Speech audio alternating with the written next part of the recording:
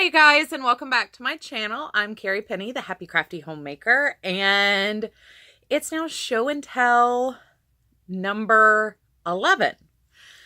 I'm kind of surprised I have 11, and I'm kind of surprised after 4 months I only have 11. But sitting down to film, it's kind of hard. I'm kind of surprised I stuck it out through Vlogmas from the 1st to the 25th. And I did have to end at the 25th because, dude, time is real. So, first off, all of my whips are in the same place they were unless they're now finished objects. So there's nothing to report there. I'm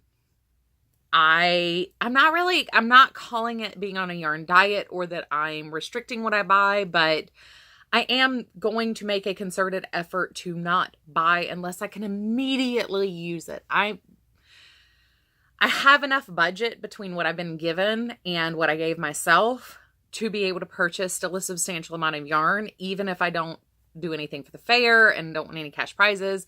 I sell absolutely nothing. Like, I still have more than enough money in my kitty to be able to buy really whatever I want within reason. I mean, like, as far as big box store stuff goes, now I could like spend $1,000 with Lolo Did It or Leading Men Fiber Arts or but I really do, like, I don't want to spend any more money on yarn, fabric, stashables, unless I need them for a specific project. And I'm going to try to keep myself accountable to what I used for specific projects, how quickly I ran out, things like that. But, sorry, I got wool fluff in my eye.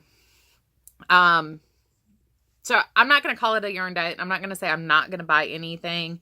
But for 2019, I really don't want to spend much yarn or money on yarn and things like my big bulk supplies that you have seen my whole room now if you watched Vlogmas. So you see how much yarn I have. You see how much fabric I have. You see how much scrapbook paper I have. And let me just tell you, as I've been cleaning upstairs, I found 2 more bins of yarn. And I have multiple baskets where I have projects that are either started and need to be frogged or projects that I've got one big project that I'm hoping to get done this year that will be a Christmas gift for one of my stepchildren. And I've got the starter pack of stuff for that. So I call them my stepchildren, but they're grown adult men.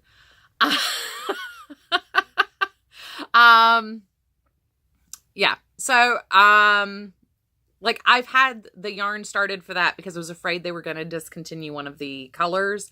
And my store no longer carries it. I would have had to order it online had I not gotten it when I did. But it hasn't been discontinued. Thank goodness, just in case I need more. But I want to do another Grafgan this year. On top of the llama blanket, which is now also taking up one of my 31 totes. So I do have a lot of stuff just hidden around the house that isn't part of the yarn wall or has been hidden from me for the last 1.5 years. So I don't have any, all that's just to say I have no acquisitions to show, no whips to show. So we're going to dive right in on finished objects. Granted, it has now taken me almost 4 minutes to tell you that.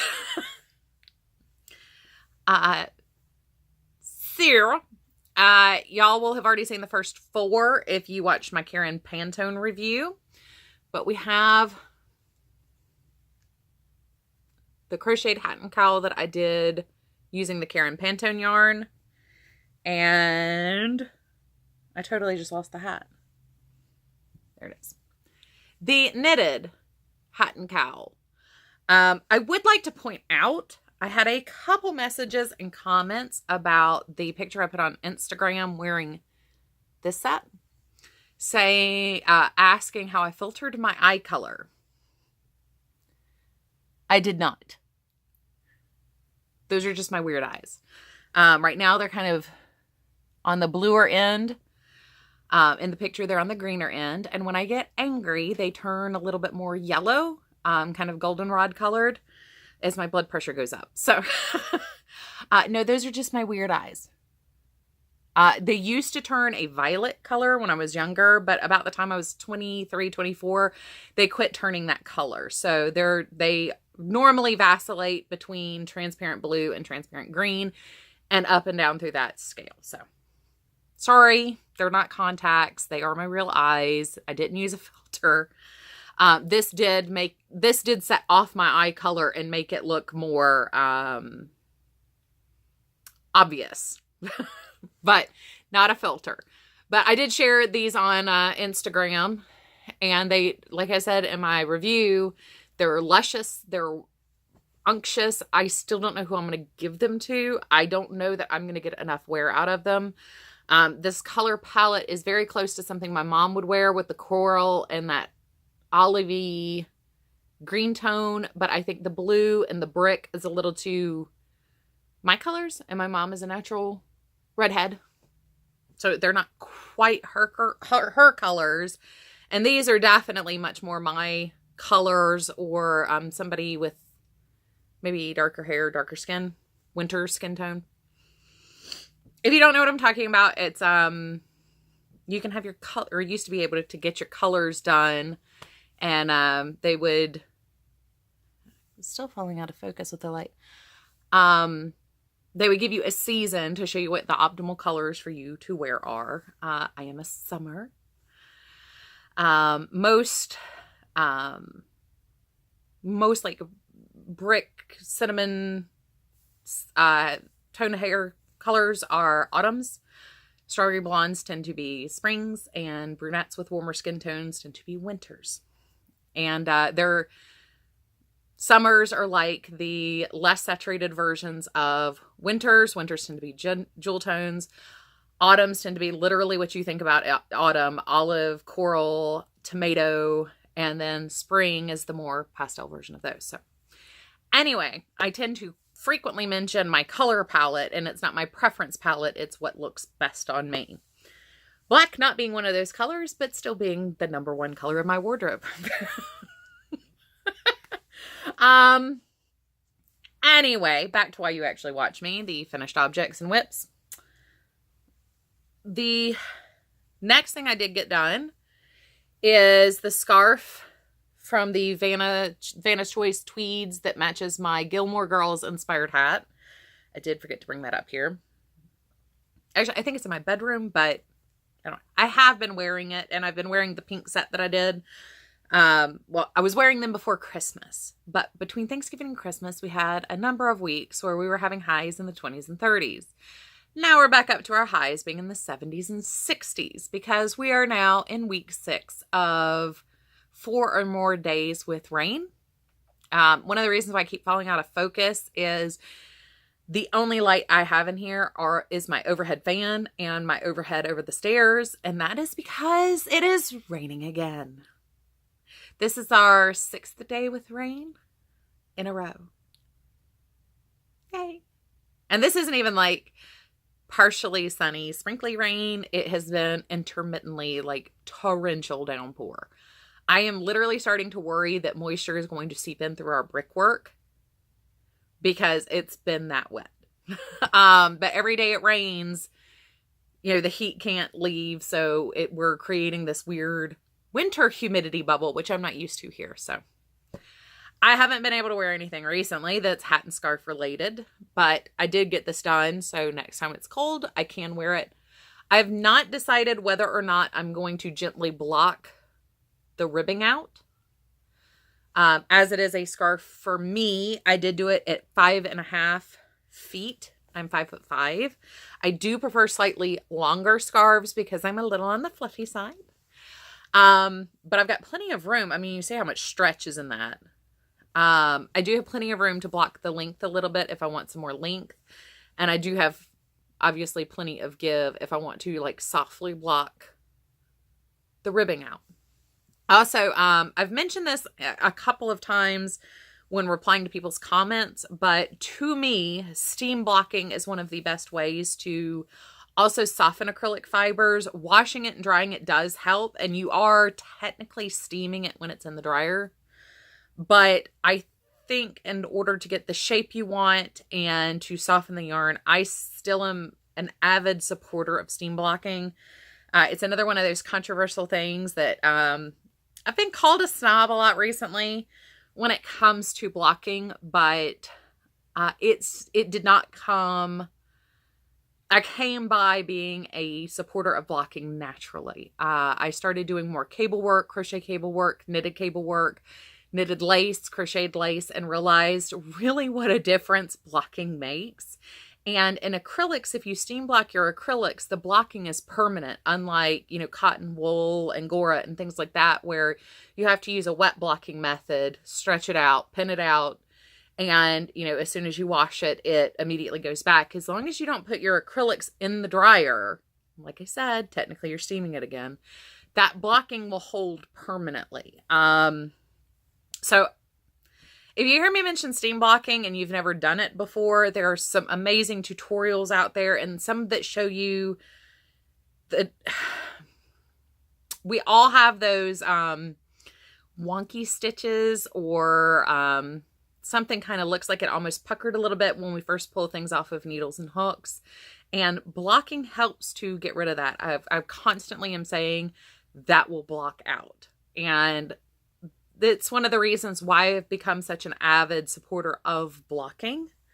If blocking's not your thing, don't worry about it. You do you. I've got projects where I think they look better unblocked. One day I'll show you my first knitted shawl. I've got to find it. It's in a box somewhere. But I at the time was blogging avidly, and I actually made the comment, I don't think I'm going to block this. Does that make me a bad knitter now? Because it looks so beautiful and so dimensional unblocked. So you do you. But I might come in and touch this with some steam just to open up the ribbing a little bit. On to my next project.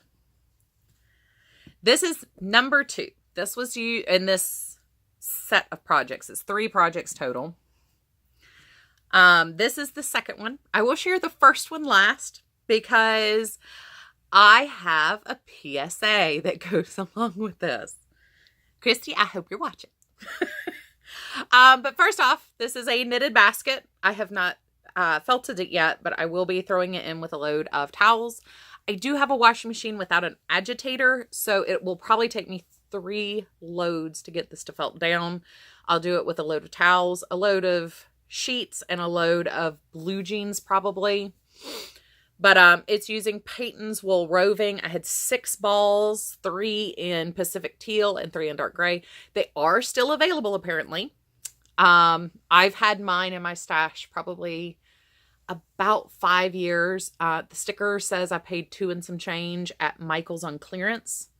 It's $6.99 a ball normally. So if you're in the market for a bulky weight wool roving yarn that felts beautifully, this stuff does felt. I've used it before and it does felt down very, very nicely. I will also link below the patterns for these and the pattern that inspired this. I did make some changes. I expanded the number of stitches in my base. I also expanded the number of stitches here, and I changed my top a little bit, but I mean, no major alterations. These were all minor things. So I don't think I really need to write down what I did. If you're at all familiar with knitting, basic knitting, you'll be able to make alterations to this pattern. It's a great basic basket pattern. So project number 1. I will point out that when I was done increasing for my base, this is a increase row, knit row, increase row, knit row, all the way out. I did my last knit row on the increasing, and then I did do a purl row. That way, after felting, it will fold nicely in that edge. And that is, it's not in the pattern. That is something that I added that's worth mentioning. If you're doing, in knitting, you would do a purl row like that, or whatever your reverse stitch is. In crochet, you would do a back loop stitch to make it bend at a 90-degree angle instead of curve and slope. I wanted a nice finite rim on the bottom of my my basket. So I will show this in my next show and tell after I've got it felted down. I totally just fluffed my face with wool fiber again.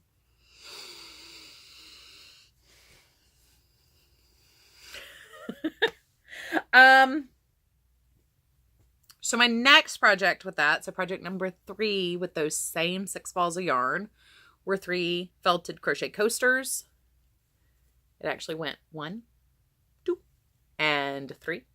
So I will be throwing these in the same load, and I will also show you how far they shrink down. I cannot remember the proportion for how much crochet shrinks. Knitting, stockinette stitch, and height generally shrinks about 40%. And in width, it generally shrinks about 25%. And that's based on my measurements. Each wool felts a little differently, and sometimes your colorways felt a little bit differently.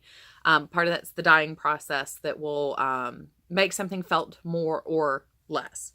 So 3 coasters. 1 will probably go in the craft room, 1 in my bedroom on my bedstand, and 1 on my husband's bedstand. Just because we both are really bad about using coasters upstairs. And the last finished object for this cycle. Oh, no, wait. Not my last one. Not my last one. My bad. I almost forgot. So I did have the Christmas blanket that I finished, but my husband hurt his neck and is actually downstairs sleeping it off right now. Got a heating pad and everything else, and he's using the blanket to sleep under right now. So I cannot show you that blanket right now.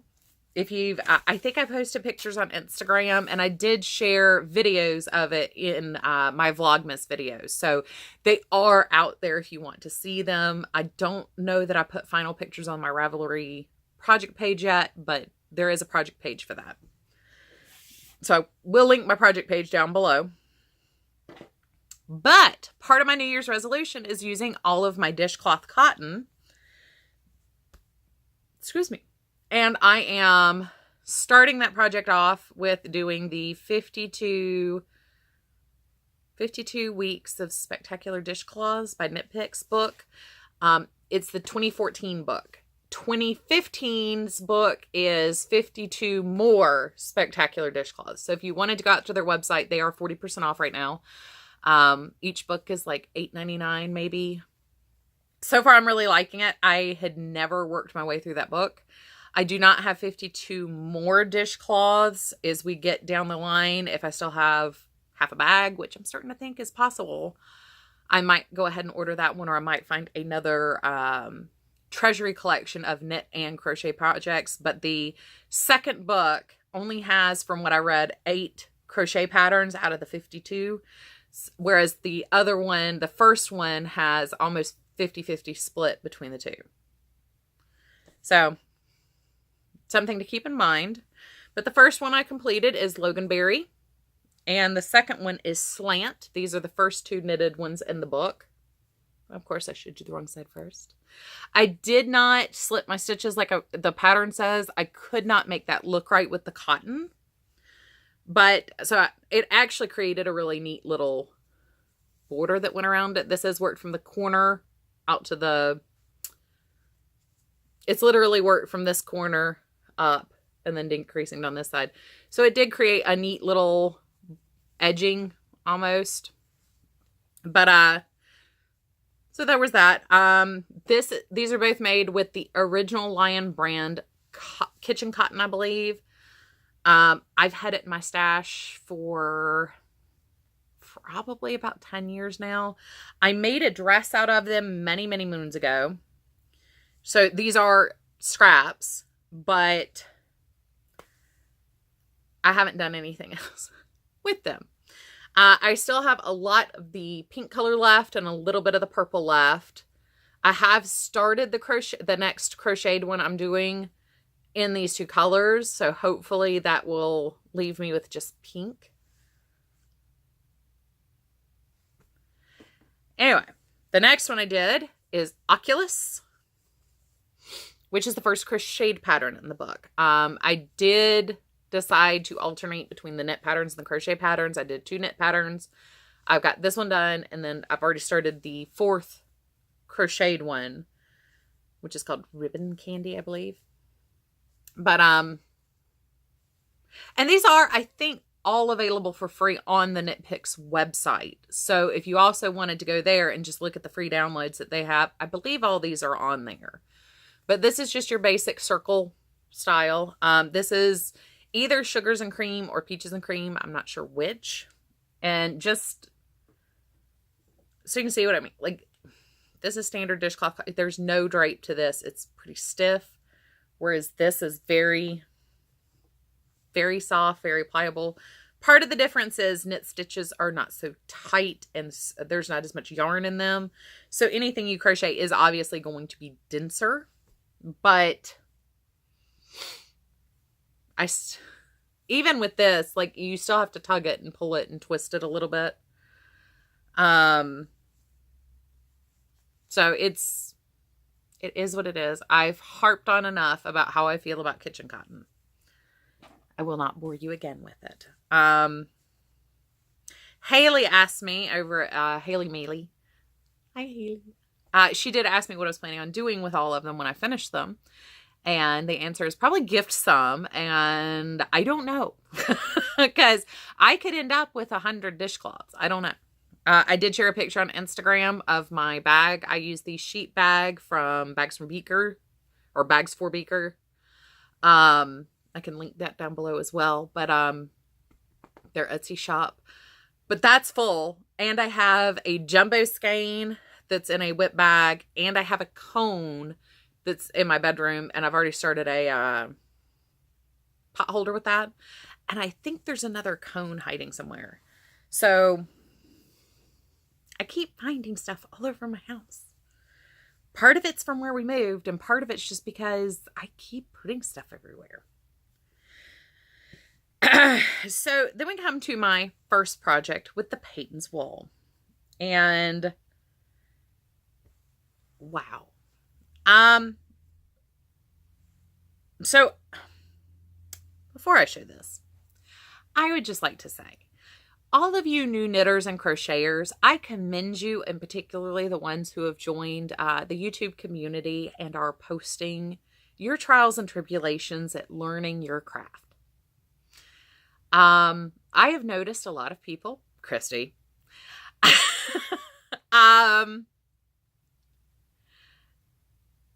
of being surprised that they're having a hard time learning new things. And I would just like to say, I've been crocheting for 30 years. I have been knitting for over 10 years. And we have what I'm calling the no bad shawl. Now I'm going to try to block this out and see if I can make it work. Show it to you from the front side.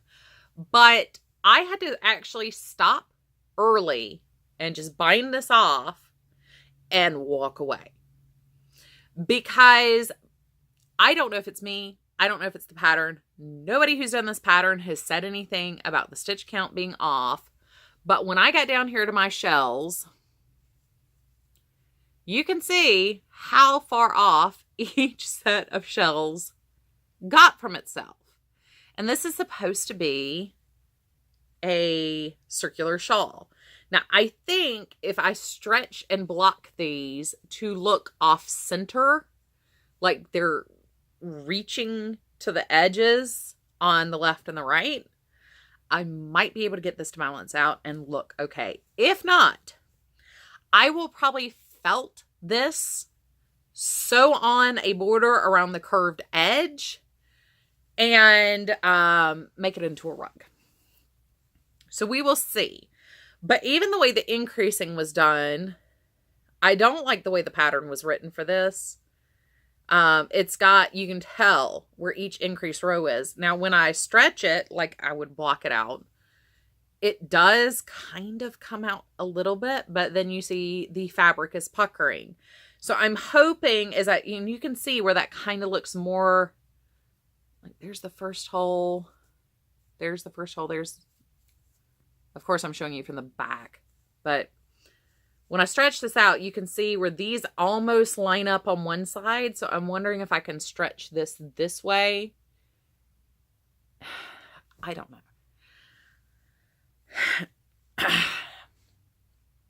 But I can tell you my stitch count was off. And I can tell you, I went back to double check to make sure my stitches in between were right. So I'm not sure what happened. I'm not sure where it went wrong. But this is Wonkadoozle. Show you from the front. This is Wonkadoozle.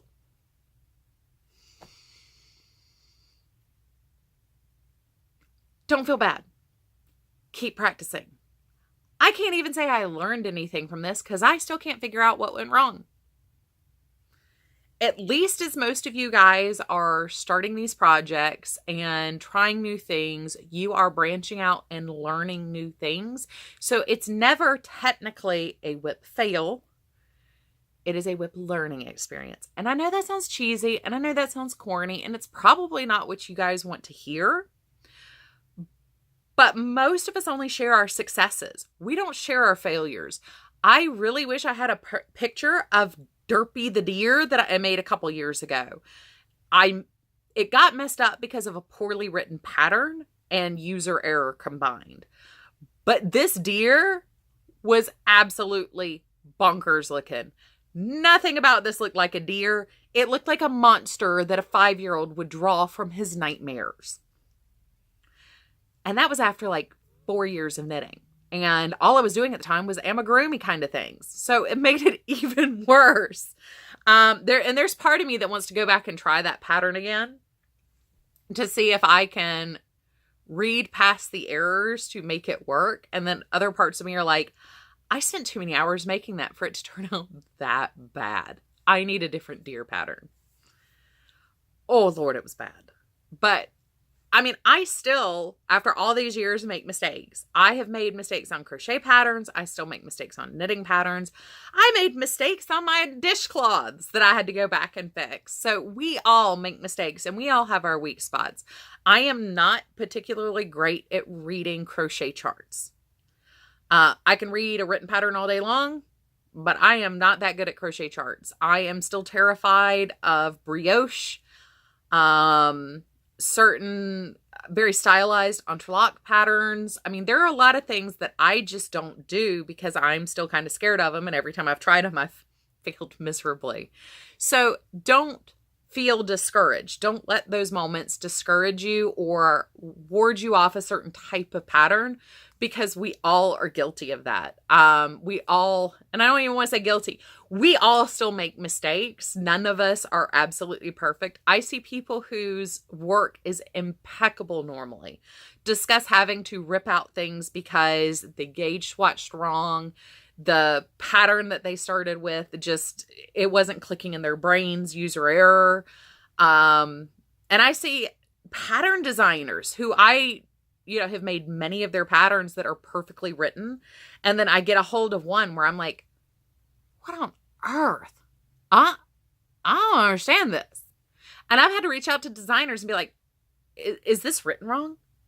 Am I missing something? And a lot of times they're like, oh my God, I totally missed that in there. So, don't let it discourage you. Don't let it turn you off. Turn them into laughable projects like Derpy the Deer and No Bad Shawl. Learn from your mistakes and keep plowing through. The fact that you are sharing in an open public medium, where, I mean, that's what I did when I learned how to knit. I did not have any knitting friends, and I started what was the Sad Lonely Creators blog. And I met so many amazing people who were instrumental in encouraging me to continue to move forward. But it's very scary when you're learning something new to be reaching out into a public forum and sharing your problems, trials, tribulations, confusion, questions when you're just starting out. So I want to say kudos to you guys for having the courage to share in such a public way what you're doing.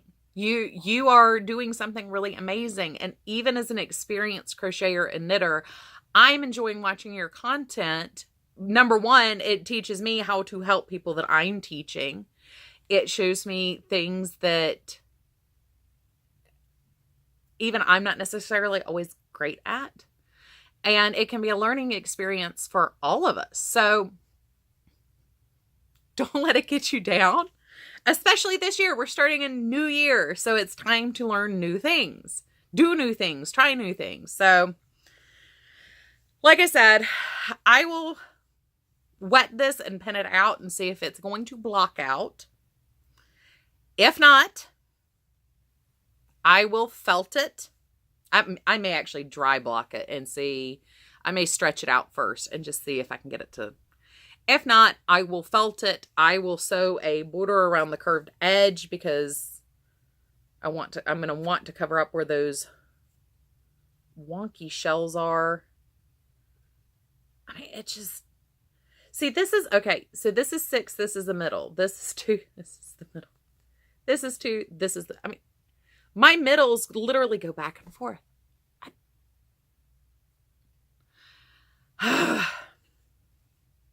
But I'll see what I can do with it. I'll see if I can salvage it as a shawl. If not, I mean, it's long enough stretched, I think. If somebody's narrower than I am, they should get a good, I mean, it's still a nice shoulder shawl. Very easily could be worn as a, when it's blocked. So if it's salvageable as a shawl, we will salvage it. If not, we will felt it and turn it into a rug. So I've already kept you guys for 30 minutes just sharing my finished objects. So far I am at 25 ounces out of 800 for the year in yarn. I just happened to have just calculated everything because I literally just finished these this morning. So we're starting off the new year positively. I've got 7 finished projects done now. So hopefully we can keep the momentum rolling. But I will catch you guys again real soon. Hopefully I'll have some more interesting things to share. I hope your new year is started off wonderful, and I will see you guys again real soon. Bye, you guys.